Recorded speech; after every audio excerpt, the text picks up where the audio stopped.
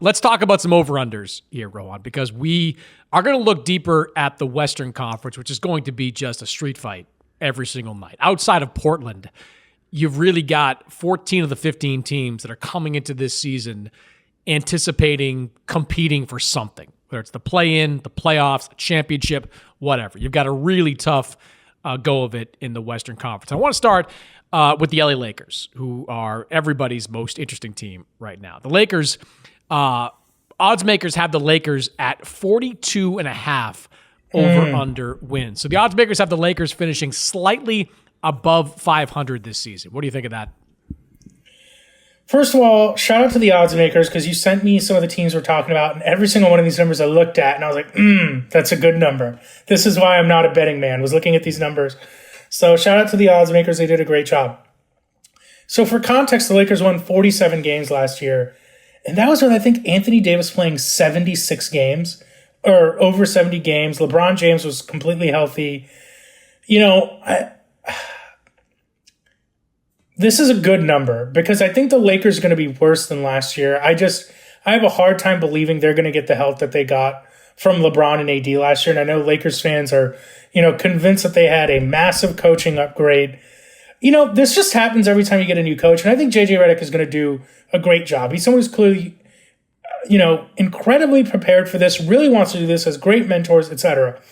Yeah, I'm old enough to remember when Darvin Ham was the greatest coach in the world because he turned the Lakers around from that terrible start they had 2 seasons ago and got them to the Western Conference Finals. That was 12 months ago. That time was 12 months ago. Yes, and everyone was talking about how, actually that wasn't a sweep by the Nuggets. Every game was very close. You can't blame the Lakers for getting swept, blah, blah, blah. Like, I remember when Darvin Ham was sliced bread in Los Angeles, and now it's this guy had his hands in his pockets too much. We got to get JJ Redick on there. Look, JJ Redick's talking about pick and roll coverages in his sideline interview with this coaching upgrade. Can't be talked about enough. But having said all that, if I had to bet, I think I'm going to go the slightest under here. You said 42.5. I could see it being 42. I could see it being 41. I just think it's going to be very difficult for LeBron and AD to stay healthy. They didn't have a deep playoff run, but they also both played in the Olympics. It's just, that's really what I'm banking on. And it sucks to kind of bank on that. It sucks to be the guy that's like, well, I don't think they're going to stay healthy, but I know that Jared Vanderbilt was hurt. Gabe Vincent was hurt last year, but they got a lot of health from LeBron and AD last year and weren't super inspiring. If that goes south in any way this year, I could see them being a lot worse.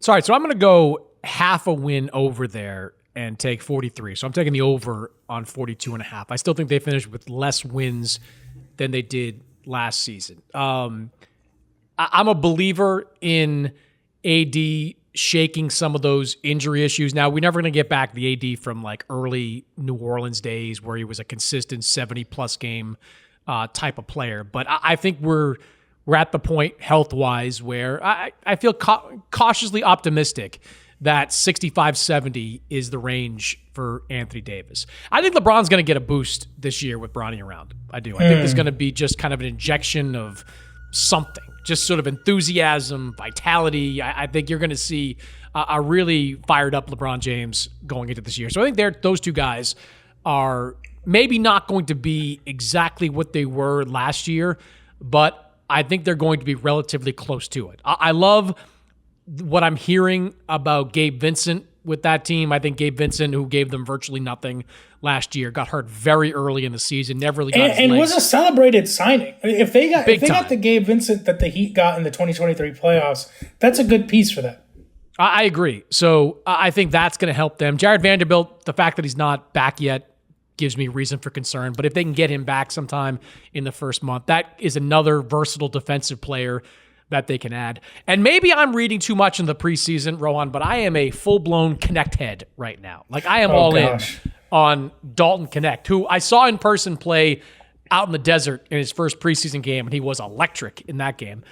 He's had another one, good one, most recent one since then. This kid can flat out shoot. Like, he is ready today for the NBA offensively. What I don't know is if defensively he's good enough to stay on the floor for anything more than 5 or 6 minute spurts. If he's even average defensively, though, Like, that is a weapon that this Laker team can take advantage of. That's a floor spacer that can just create even more room for LeBron and AD to operate. So I don't think they get as many wins as last year, but I am going to take the over at 42.5 and say 43. Now, I'm glad you brought up Dalton Connect, because I just want to say something. And I held this opinion when I covered the NBA full time. You know, I obviously still follow it very closely, and I voiced some semblance of this opinion, but now I really want to drive it home. Like, the people who are out here crunching preseason tape, like, just please, like, go out to dinner, be with your loved ones. You're going to have, you know, many, many, many months of crunching tape, of looking at film, of telling me about team shot profiles. But just this new over-analysis we have of the preseason, just someone tell me anything that happened one preseason ago, let alone two. Okay, I know nothing. No, I know nothing of one preseason ago. Yeah, I do exactly. know. I do know a good shooter though when I see it, and it's not like this is summer league, right? Like, summer league is one thing, but now we're into don't even get me started on summer league. Okay, don't even get me started on NBA-ish summer league. games here. Yeah, but I just the thing we're doing with the preseason now, it's like, just wake me up when it happens in the regular season. Okay, I respect the Connect type. I do think, you know, he had some tough shooting games in the preseason that people seem to be not talking about now. Second Phoenix game was bad. But, but I agree. That is the kind of player. That's the kind of player they need to hit on, frankly, because something that's not talked about is, you know, they didn't even bring in Jaime Jaquez for a workout. Yeah, a local LA kid. Now they got Jalen. Like, they have not done a lot to their roster other than add Bronny James and Dalton Connect. So they need to hit on a guy like that. He would be important for them. Yeah. They're also pretty bullish on Austin Reeves taking another step forward, which I can kind of buy. I think he's got that in him. I think D'Angelo Russell's going to be a problem, though, again. Like, JJ's got this more threes is good strategy, which the NBA has been adopting for years. When they are corner threes off driving kicks, I like them. When it's been D'Angelo Russell dribbling up the floor and taking a contested three with 18 left on the shot clock, not so much. And I saw him do that a bunch in the preseason. That's not high percentage threes. A funny side plot of this NBA season is going to be how many teams look at how many threes the Celtics shot last year and try to do the same, not realizing that they do not have the Celtics personnel to do something like that. The Celtics are taking it to another level. In the first preseason game against Denver, they shot 60 threes in the first preseason game. I mean, can you blame them? As Joe Mazzulla said, Chris, we're all going to be dead soon. So why not go down shooting? Joe Mazzulla's wild, man. His clips are must-see TV, that's for sure. All right, let's keep it in L.A., where the Los Angeles Clippers check in right now at 35.5. That's obviously down from the 51 wins they had last year, and certainly baked into that number is the fact that Kawhi Leonard is not playing for them right now, and they have no idea when he's going to be back playing again. Like, I've been sounding the alarm, Rohan, on Kawhi for weeks now. Like, ever since Lawrence Frank held his preseason media availability back in early or mid-September, when he said, like, Kawhi not going to be ready for the start of training camp, but we're feeling good about where he's trending. We're feeling good about the way that's going. So you're feeling good about the guy that was forced out at the end of last season with a knee injury, that had to leave USA Basketball because of a knee injury, and has now not participated in more than little at training camp because of a knee injury. Like, there is a bad moon rising in Los Angeles for these Clippers right now, who are now going to have to really lean on James Harden and this idea that their defense is going to be light years better with Kawhi Leonard out of the lineup. This is kind of what their game is going to look like, and I'm not buying it. 35.5. I'm going to assume the worst with Kawhi Leonard. I'm taking the under on 35.5. First of all, I think this number was in the low 40s as of a week or two ago. And, you know, this was before it was announced that Kawhi was going to miss the start of the regular season. Look, we don't need to relitigate. Did the Clippers do the right thing, give up too much, blah, blah, blah. Any team that offseason would have given up and done what they had done for Kawhi and Paul George. Simply put, yes, it ended up being a failure, but there are reasons why. And reasons out of their control why it ended up being that way. Exactly. It happens. Most people would have done close to the same thing. Both can be true. It was a failure. It was a little bit out of their hands. Like, both can be true. What's really scary about this Kawhi situation First of all, I'm taking the under here. I agree. Every quote that comes out that James Harden's like, now I get to cook again, it feels more like a threat than like a promise for like the Clippers. But he's like, you guys saw me sacrifice last year. You don't know what I'm still capable Look out. of. I watched games 6 and 7 of the 2023 Eastern Conference Finals, James Harden. You cannot fool me. I am familiar with your game. Okay. This is like every quote that comes out that he's like, now you're getting the old James Harden, not inspiring confidence. What's really concerning about Kawhi this time, Chris, is like this is someone who already kind of his knee operates under this shroud of secrecy.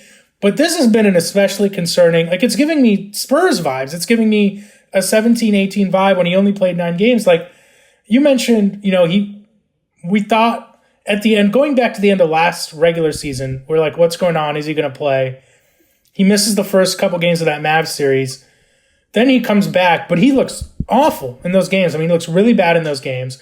And this is someone who's one of the best playoff performers in our lifetime, in anyone's lifetime. Like, didn't look like himself. You mentioned the Team USA thing. Like, no one knew what was going on there for a little while. Like, did Team USA send him home? The Clippers said they wanted him to play, but Team USA said we did it in consultation with the Clippers. Now, Tyloo, I think, alluded to him having a setback while at Team USA training camp, which was something that didn't really come out at the time. Well, and at the time, like Lawrence Frank, the president of the Clippers, like made this full-throated defense of keeping Kawhi on the roster, which even if you knew nothing about any setback there, like the idea that everyone inside the Clippers organization wasn't popping champagne corks at the idea of Kawhi not participating in USA basketball this summer is just lying. Like they seem so afraid to bother Kawhi or to offend Kawhi, despite the fact they just gave him a brand new 3-year extension, back in January. So I don't get what they're so afraid of, what they're so timid about when it comes to Kawhi, when it's painfully obvious that knee was a problem in May, again was a problem in July, and is still a problem right now in October. And he underwent surgery. Shams reported he underwent surgery, which the team also, Lawrence Frank was asked point blank about it and refused to answer. It's like, okay, well, if you're not saying no, I mean, we know what the answer is. Like, it is a bad situation, and I do feel for Lawrence Frank, who looks like 10 years. Remember Lawrence Frank when he was coaching the Nets? And it was like this fun young guy coaching this team, doing a great job. I covered that guy a lot, over the years. Yeah, and I think again, he's done Detroit, a good job. I think he's done a good job, but he looks 10 years older every time I see him. The idea of you can't reveal surgery is wild. Like, how many emails do you get a day on whatever procedure? Player X had a hand procedure. He'll be out indefinitely. Like the fact they're not revealing any of it just shows how scared they are of Kawhi and his team. Right. It's kind of embarrassing for the Clippers. And I think we both have a lot of respect for Tyloo as a coach. A couple years ago when Kawhi misses the whole season, Paul George was hurt. They went only 42 games. I mean, this year already they got Harden.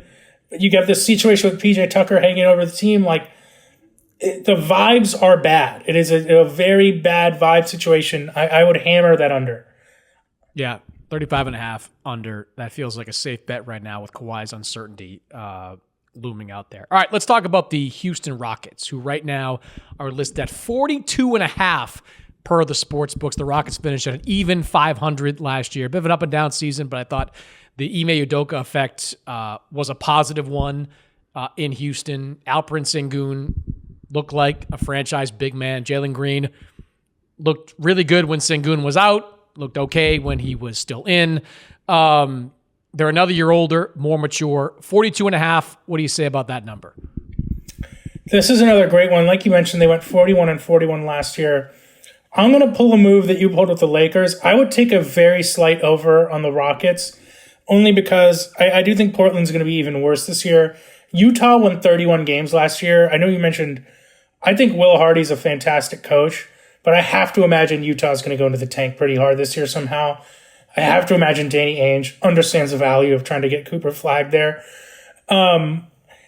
So I think that there's going to be, the Grizzlies are going to take a step up, but the Clippers are going to be worse. I think the math will work out in the Rockets' favor that they'll win 1 or 2 more games. I do find it interesting how much talk there is about around the Rockets, surrounding the Rockets. I'm sure you hear it from people around the league this idea that they want to upgrade, they want to bring in another guy. They signed Jalen Green to a kind of a strange extension today, 2 years plus an option year, which is really kind of a lose-lose for the Rockets because, like, the best case scenario is he's finally plays up to his potential and now they have to re-up him in 2 years as opposed to 4 when the cap is going to go up. But even Sengun is someone who I wouldn't say they're not committed to him, but like you hear rumors that like they would maybe include him in a trade for the right piece, blah, blah, blah. I'm just a little surprised, and I have my antenna up at this idea that they seem kind of unsatisfied with what I think a lot of people would say is a pretty exciting young core. At least Sengun is someone who people love. They have Jabari Smith as well, but a little bit of a strange kind of the rumor mill around that team, I would say. Yeah, they were 17-11 after the All-Star break last season, averaged about 116 points per game during that stretch. So they got some things together with that group. But I feel like naturally, organically, another year with that roster, another year with the head coach, they're going to get slightly better. What does scare me a little bit with picking the over on this is that, yes, Utah might pull like an Oklahoma City from 2 years ago and go into the tank after the All-Star break. But before then, they might actually be pretty good, right? Like the Jazz are another young team. Well, we don't have to turn it into a Jazz thing, but that's why the Lowry thing is. I love Lowry Markkinen, and I know he wants to stay in Utah. I think he is tired of being traded for at least the rest of the year. Yeah, but shouldn't they be tanking? Like, what are they doing? What's the plan there? At some point, you have to ask how, right? Like if you've got a team that's anchored by a 27-year-old all-star who's going to give you 20 to 25 points per game, point guard in Keontae George, who's pretty good, an overall roster, Walker Kessler kind of took a step back last year, but he's decent. Like you've got some pretty good pieces on that team, a really good coach that's going to make you a lot better. It's tough to go fully into the tank, that early on. So I think they're going to be competitive. I know the Spurs are going to be competitive. I think the Spurs are going to have a strong year this year. I think Wembanyama is going to have a monster season this year on both ends of the floor. And I think Chris Paul is the right fit for that team. But so I'm going to say not so confidently, I'm going to take the over. I'm going to take 43 wins for the Houston Rockets. That might not be enough to even get them into the play-in. I'm not even sure yet if that gets the West is going to be great. I think Memphis, Memphis, I think is going to take a giant leap forward. Yeah, they're kind of that. We're going to talk about them in a minute, so I'll put them on the shelf for now. As far as the Rockets go, though, like if Green and Sengun can put some chemistry together and look more comfortable together on the floor, if that defense continues to improve. I hear a lot of people bullish on Reed Shepherd, not to make the preseason into anything, but a lot of people believe that Reed Shepherd is going to be worth playing time. I mean, a lot of people saying he could have gone way higher in this draft. You know, there's Reed Shepherd conjecture out there. Isn't he third? Like, people were saying if they, a lot higher, I guess, is relative. But there's some talk maybe he should have gone number one. Well, yeah, people are bullish on Reed Shepherd. They've got a deep roster. Fred VanVleet's still there. Like they've got guys. Dylan Brooks is still going to be Dylan Brooks. Like they've got a pretty good team. So I'm going to take the over on 42.5. I'm going to say they're going to win 43 games this year. Initially when I was doing my preseason preview, like I had Ime Udoka as the first guy I penciled in for Coach of the Year. Then I'm starting to make out the standings. I'm like, I can't have a Coach of the Year on a team that I've got penciled into as 11th right now, or 12th, or whatever I had them there. So it's tough. It's just a tough conference. But I think they're going to take the over on those 42.5 wins. They're an interesting team. And I do wonder how they're a team I have my eye on. Again, you hear people talk about it. I wonder if they'll make changes to their roster and pretty significant ones by the deadline. But there were rumors they were going to try to be a cap space team. Now the Jalen Green extension cuts into that a little bit. Like they're trying to be flexible for something. Well, yeah, they want to be that team that emerges if a superstar becomes available. Right. And look, I don't know that there is a team that's better equipped right now when it comes to young talent, draft capital, flexibility. Like they can do a lot of different things with that roster. So they're definitely a team to watch if somebody wriggles loose, like a Giannis type. Not that they would be able to lure Giannis, I don't think, but somebody. Did you love Giannis trying to change the narrative? He's like, the Bucks may trade me if we don't win a championship. Did you see that? Yeah, well, that was hilarious. Only if you asked to be traded. Yeah, come on, dude.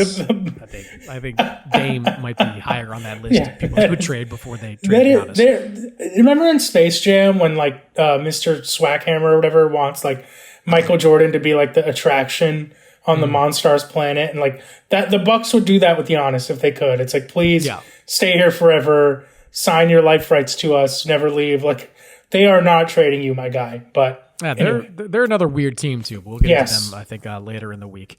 All right, so let's talk about the aforementioned Grizzlies, who were a disaster last year because of injuries. Ja Morant, Desmond Bane, Brandon Clark, just to name a handful. You know, some nights with the Grizzlies, and I was at some of these games, they had more people on the injured list than they had as healthy members of the rotation. It gave some. They had like 30 guys play for them last year or something insane. They had.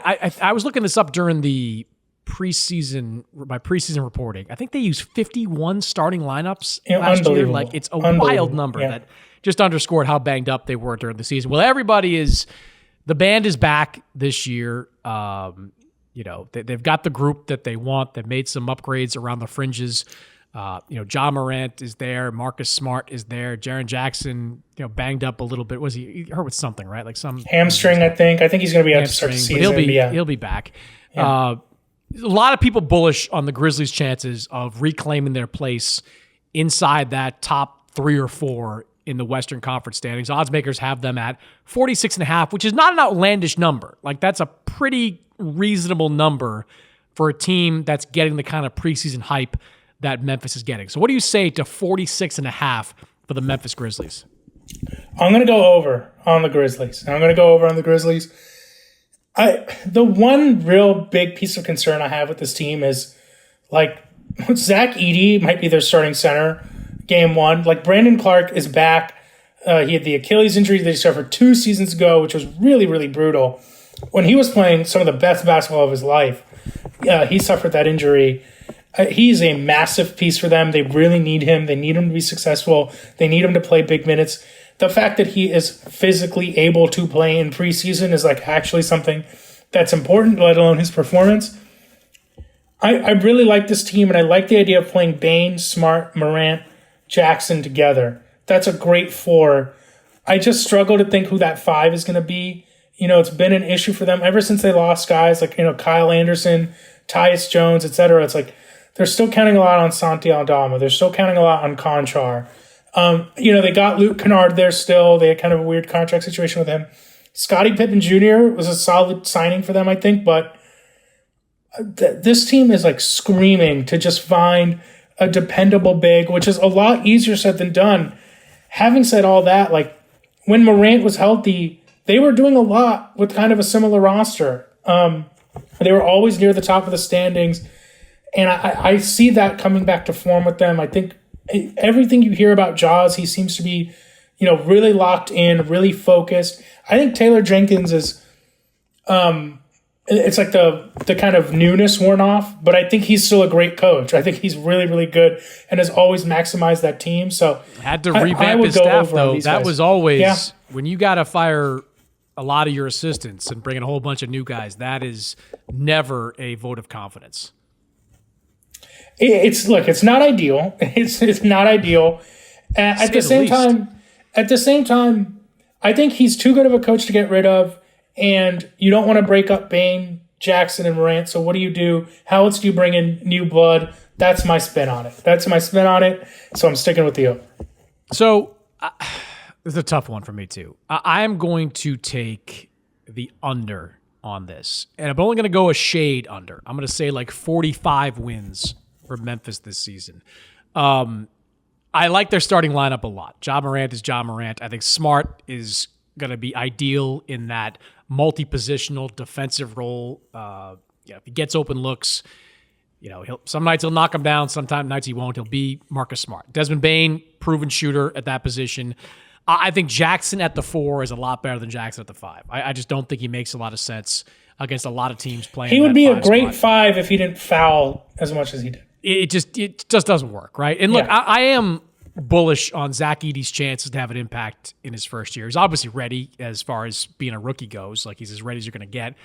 They're not going to ask him to, run the offense or even be this defensive stopper. Like, Jaren Jackson's a defensive stopper in that front court. Offensively, he's a screen setter. He's hanging around the rim, collecting buckets or passes from John Morant. Like, I think Zach Edey's going to have an impact. Two things that concern me, though, about Memphis. One is that I think their depth is a little bit suspect right now. Gigi Jackson's had foot surgery in September. No idea when.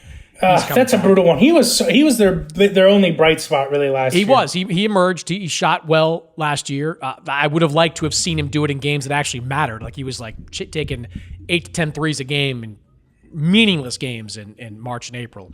But that's someone that could have been part of their rotation.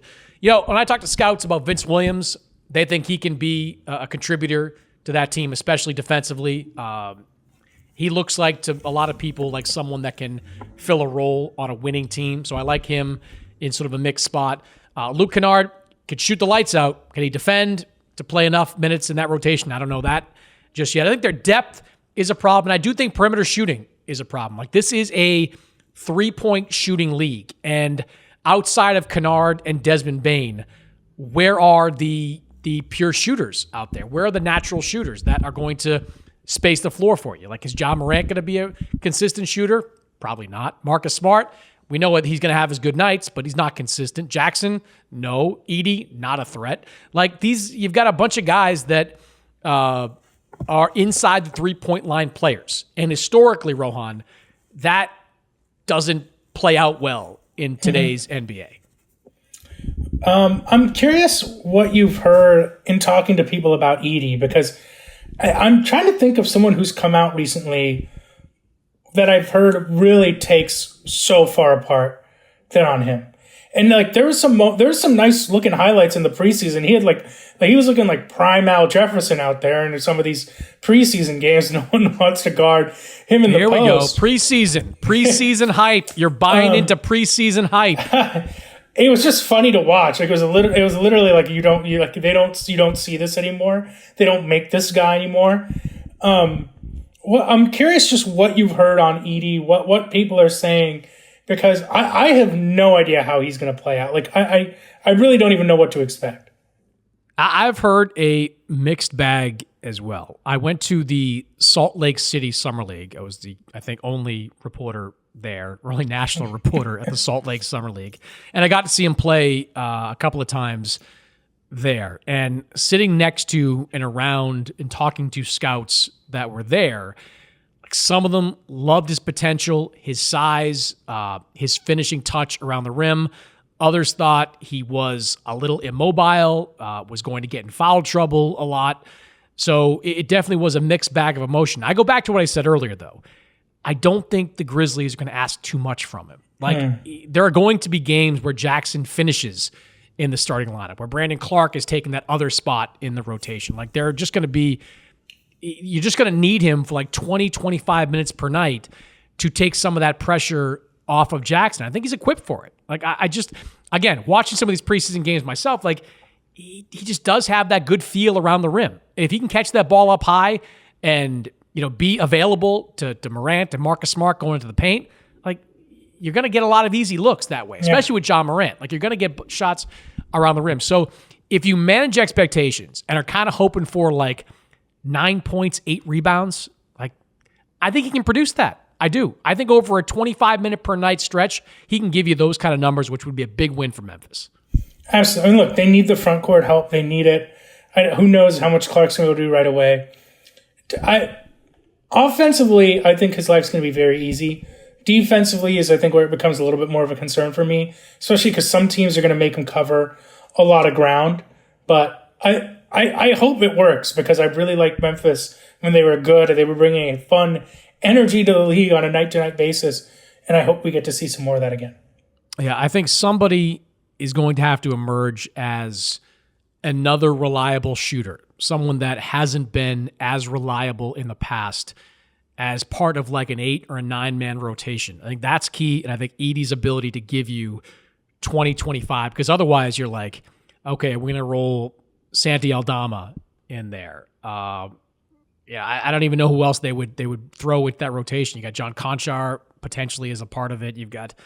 I'm looking at their depth chart right now. That's really it with Gigi Jackson out for the foreseeable future. So, Edey, some of their success is going to hinge on him. I'm going to take the under, though, to bring it full circle on 46.5 for the Grizzlies. I think I'm going to even 45 for Memphis this season. Last one for you is the San Antonio Spurs, which I think is going to be one of the most interesting teams in the league this season. I spent some time down in San Antonio with Victor Wembanyama, who, in addition to being one of the most interesting guys I've ever talked to, like just a really introspective guy with a lot of unique thoughts, is also poised for a monster year. Like he had the time in the Olympics. Everybody saw that on TV. But before the Olympics and after the Olympics, he was right there for weeks at a time in that San Antonio facility, putting on muscle and adding to his game. I wrote this in the preview issue after talking to Jamal Crawford at length about his time with him. Like, this guy wants to do like my moves, and he's picking up some of the moves I made that took me years to really master. He's picking it up in a matter of days and weeks. So I think there are going to be new layers to Victor Wembanyama's game. He is, barring injury, a mortal lock to be Defensive Player of the Year. I think only his youth and inexperience kept him from winning the award last year. I don't think, if he plays 65, 70 games, he's winning DPOY, because that guy is a force defensively. And offensively, with Chris Paul, with a real point guard, passing him the ball, I think his numbers are going to go through the roof. You think about it, they played Jeremy Sochan as the starting point guard for 50-some-odd games last year before eventually pivoting to Trey Mann or Trey Jones, right? Trey, yeah. Mm-hmm. Get my Treys confused there. To Trey Jones and playing a more traditional rotation that way. Now you have Chris Paul, who is unquestionably not the player he used to be. We all acknowledge that. But is still a playmaking point guard who is going to be a threat off the pick and roll. So when I think of Wembanyama, pick and roll, pick and pop, basic bread and butter NBA plays, he is going to be significantly improved in that sense. The over-under for the Spurs right now, 35.5. I'm going way over on that one. I think they're a 500 team this year in the Western Conference. I think they're going to be that good. I'm going to go slight over on the Spurs. First of all, shout out to you. I thought it was an iconic cover shot by our friend Jeffrey Salter that you have for Sports Illustrated, and it's a great issue. Wemby, they have a really solid team. You had Devin Vassell, I think, is still a really, really good player. I know that he's I think maybe kind of a joke to some people. Like, Harrison Barnes is a really nice pickup for the San Antonio Spurs. Yes, I agree. That is the kind of capable veteran this team just needs. You slot him around Wemby, like the degree to which and I like Jeremy Sochan. I think he is a solid player, and I respect the kind of point guard experiment they were trying with him. They were trying to create Scottie Pippen in a lab, basically, is what they were trying to do. But when you think of the amount of responsibility he had last year, to now he gets to actually play the role that he's meant, because you have Vassell, because you have Chris Paul, because you have Harrison Barnes. That is the kind of thing that allows a player to kind of grow in the best way possible. Now he can be a star in his role, as opposed to trying to master all these different parts of his game that he's learning on the fly. They still have Keldon Johnson, like you mentioned, Trey Jones. I like their pieces a lot. I do think Wemby, I think I tweeted this, a little bit too much butter on the baguette, really kind of going after some NBA stars in some of his quotes, which I think is very funny. It's like, okay, Wemby, let's win, let's finish 500 first before we throw out these quotes. But he was so electrifying to watch during what ended up being a kind of the Olympics was not enough for me. I'm like, give me another week of this because of Wemby, because he's that electric. He's poised to take such a big leap. And Chris Paul, like you mentioned, he might not be the Chris Paul that got to Phoenix and they made the finals. Two things about Chris Paul. Everywhere he goes, his teams win. And two, he makes every big man look fantastic. I mean, he almost single-handedly justified.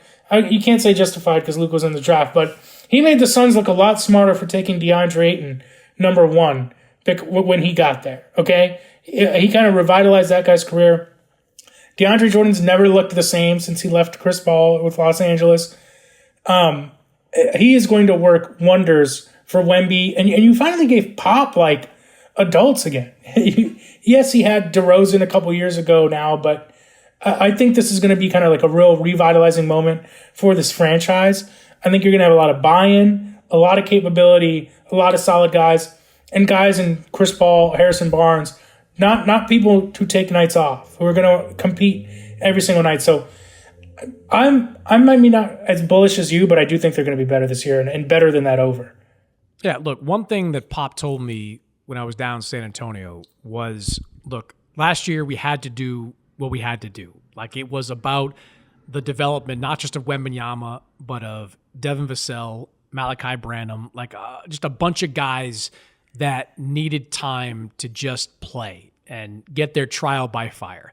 This year, he believes that the best way to develop these guys is to win more games, like just to win. And that's why they're paid for Chris Paul to come down there and be their floor general.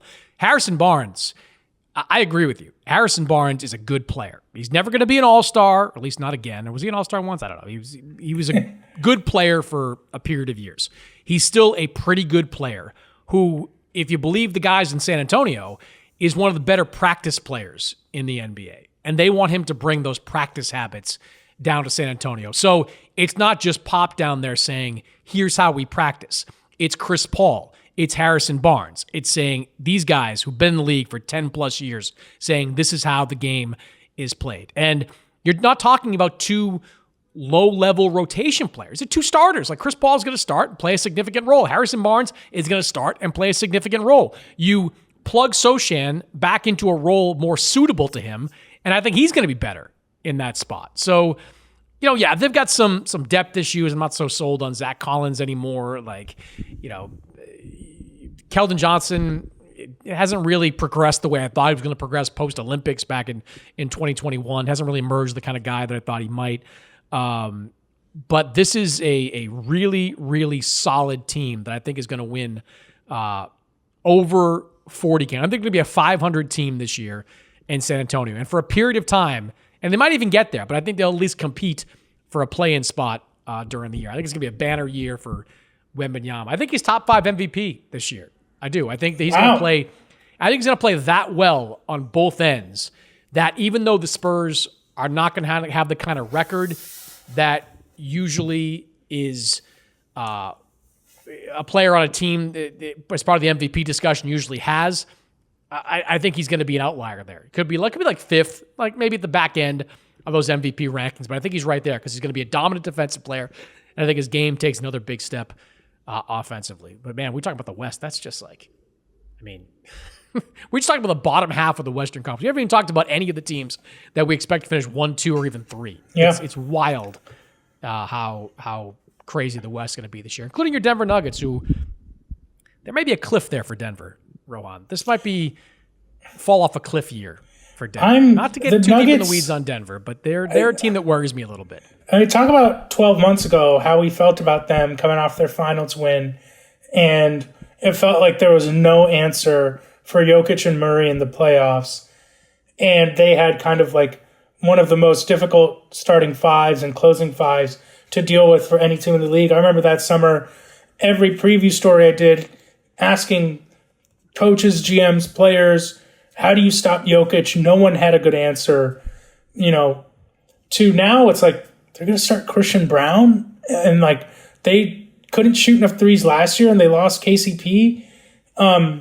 I think that, again, I know you're going to talk about them more later in the week. This is just me trying to you know what, though? Because you love them. Yes. Let's just bring this up now. The over-under for the Nuggets is 50.5, which would represent the lowest win total for Denver over the last 3 years. They won 57 games last year, 53 the year before. They were in a virtual tie for the number 1 seed in the Western Conference last year. So the odds makers are saying the loss of KCP combined with the improvement of teams in the Western Conference, that's enough for a 6.5 win drop, Rohan. So it's not just me that's saying there could be a cliff that the Nuggets could fall off of.